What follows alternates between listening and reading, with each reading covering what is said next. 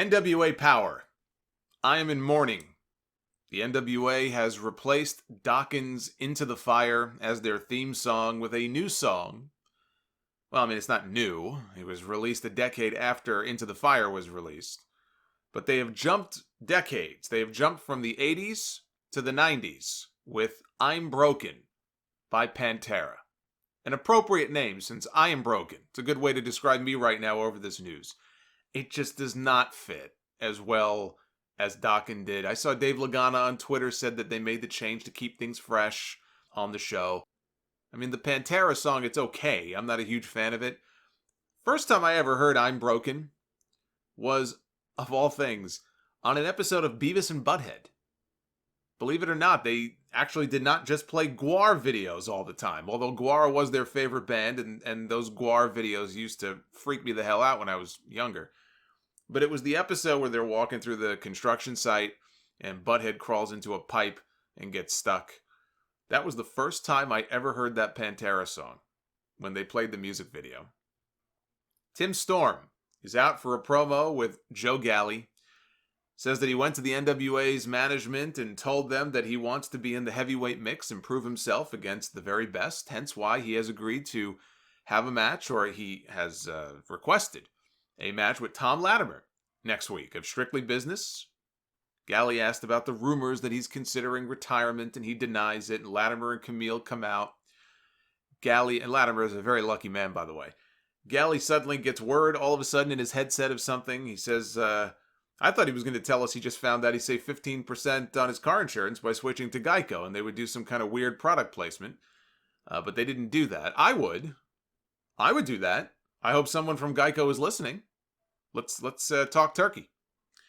Galli said that he was getting word from the back that Mama Storm was in the house, and out walked the man dressed in drag as Storm's mother. And I mean, this was not like old day skit bad on Monday Night Raw, but this wasn't great either. Although I did laugh at the line about Storm being so old that he's got an autographed picture of Moses on his wall at home. Mama Storm also wanted her son to retire so that he could go back to teaching and learn how to win a match. Tim Storm is such a gentleman. Instead of beating the hell out of this guy, he just stormed off. Oh, see what I did there? Stormed off. Matt Cross beat Caleb Conley with the Shooting Star Press to position himself, if not as the next challenger, as a challenger for the television title that Ricky Starks currently holds. Ricky was on commentary for the match. This was more fast-paced than your average NWA match, which, I mean, given who was involved, is not surprising. Very cool to see Matt Cross doing more with the NWA. He was one of the tried and true on Lucha Underground. You could always depend on him to go out there and have a great match. We got a video with Nick Aldis reminding us that it's been over 400 days since he recaptured the 10 pounds of gold. I'm still trying to get rid of those 10 pounds of fat that I gained from the Jericho Cruise.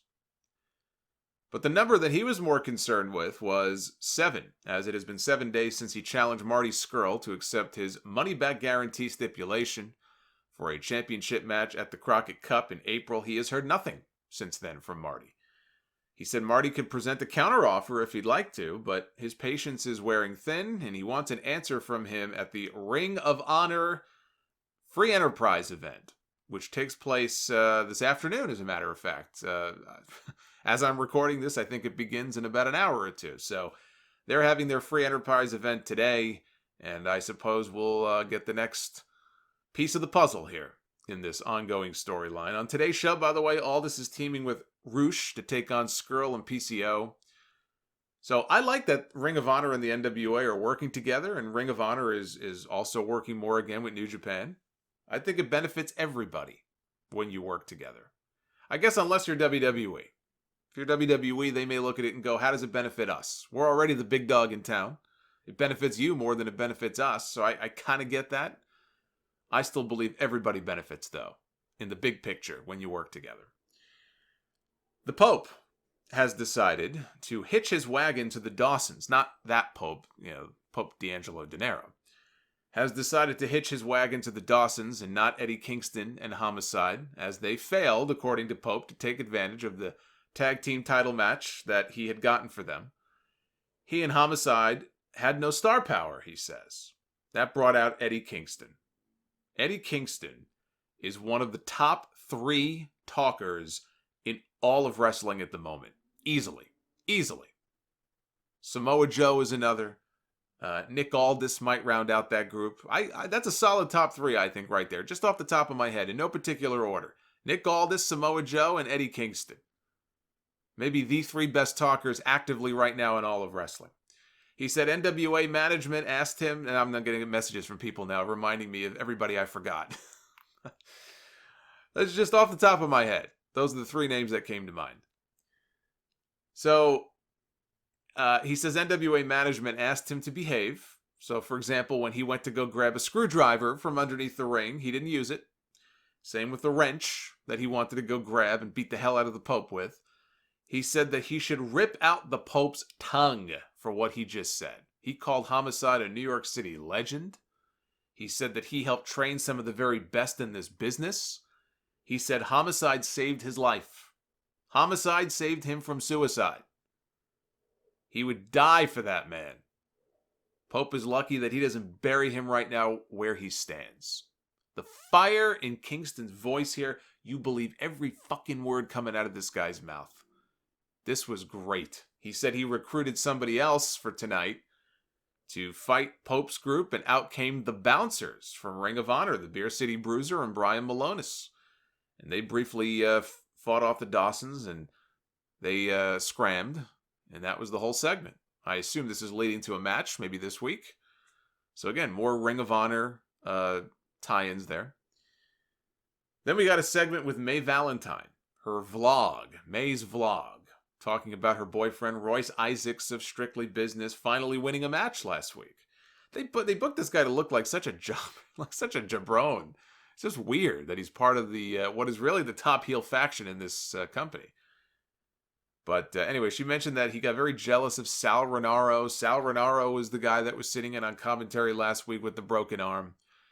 And I guess, I don't know if Sal was talking to May and then Royce saw this and got jealous. Anyway, she's talking about all this stuff I really didn't give a shit about. Apparently Royce is the jealous type and did not like her making a new friend in Sal. Have you seen Sal? I don't think Royce has anything to worry about. Then again, I could say the same thing about looking at Royce, and I'm kind of surprised that May Valentine would be with him, but never judge a book, as they say. Never judge a book by its cover. That's why I still hold out hope for Katrina one day. Aaron Stevens went to a 10-minute time limit draw defending his NWA national title against Trevor Murdoch. Murdoch locked on a sleeper hold, 30 seconds left in the match. Stevens dropped down for a jawbreaker. Time ran out. Murdoch connected with a bulldog off the top rope, but this was after the bell, so he did get a visual pin, but a visual pin is not an actual pin. Zicky Dice was backstage, and he said that if the NWA YouTube channel can get to 284,000 subscribers by March 1st, he will do one thing that the fans want him to do. It could be anything. Just one. Now, right now, I haven't checked today. A few days ago, they were at 185,000 subscribers on the channel. So that's about 100,000 new subs the NWA needs in less than 30 days. That's very ambitious. See, what I want him to change his name. I would say that if they get to 284,000 subs, that Zicky Dice should change his name to Sticky Rice, just because I'm stupid and I think it's funny. Hopefully my voice carries some weight. And if they hit their mark, he'll change his name. No welching now. No welching. We don't like welchers. He promised that he would do anything. I think it's only fair. Sticky Rice, Heidi Fleiss. I'm open to suggestions. But I think he should have to change his name. We got the closest thing to one of the old Event Center updates that we used to have with Sean Mooney, giving us a 2-minute update on all of the happenings around the NWA. I loved this. I was hoping they would use him this way when they signed him. He reminded us of the new Lucky 7 rule for the TV title, where if the champion can rack up 7 straight wins or time limit decisions, they count too. He would then receive a shot at the NWA World's Heavyweight Championship. And so he threw it to a backstage promo with Ricky Starks right after Ricky won the television title at Hard Times. And Ricky is talking about how it's taken me 9 long damn years to get to this point, because they should call me Tempur-Pedic, the way that people have slept on me for so long. Even the Tempur-Pedic social media team took note and replied to the video to say no one is sleeping on Ricky Starks after this one. I think Ricky's great. I love his promos. Just his cadence, I don't know. There's something about the way he cuts promos. I love it. James Storm and Eli Drake, the new NWA Tag Team Champions. No promo this week. No promo. Just right to the ring. All action. They got a win over Mims and Josephus. His first match back since being suspended for throwing powder into Colt Cabana's eyes. Although this question mark guy that we see every week, he looks an awful lot like Josephus. Maybe it's his brother or something. Main event was a rematch from Hard Times with Thunder Rosa defending. See, I've tried to roll my R's. I can't do it. I love it when like some of the announcers do it. It just sounds great. And then I try and I fail. Like I was going to do it here and I thought better of it. Like if I try, it's not going to work. Like Thunder, I can't do it. My tongue, I can't do it. There's something wrong with my tongue muscles. It's just, I'm incapable of, it's like that hand gesture that people do. What is it? May the Force be with you or something. That Star Trek hand gesture. Was it Star Trek, right? Star Wars. Is it Star Trek? I think it's Star Trek. May the Force be with you. I can't do it. I can't, like Vader used to do it. I can't do it. My fingers, I can't spread them apart. Like I have to like literally hold my fingers out with my other hand. It doesn't work. Why can't I do these things? When I was a young boy, I was told I could do anything. And I can't roll my R's. So we have Thunder Rosa defending her newly won NWA Women's title against the former champion Allison Kay. This was good. Rosa was getting ready to attack Kay near the end when Marty Bell walked out, ended up distracting both women. And they told her to get the hell out of there when Ashley Vox and Tasha Steelz walked out to make sure that she did not get involved. Roll up from behind by Rosa, Kay kicked out. Death Valley driver to Allison Kay, but she kicks out again. And finally, Thunder Rosa hits a flapjack onto the top rope and rolls up Allison Kay for her second straight win. Rosa was not thrilled with Melina or Marty after the match. She walked off on her own. So between the Caleb Conley, Matt Cross match and the main event with the women, this was a big upgrade in terms of the wrestling, the actual in-ring wrestling this week on this show. But that promo by Eddie Kingston lit this thing up like a Christmas tree.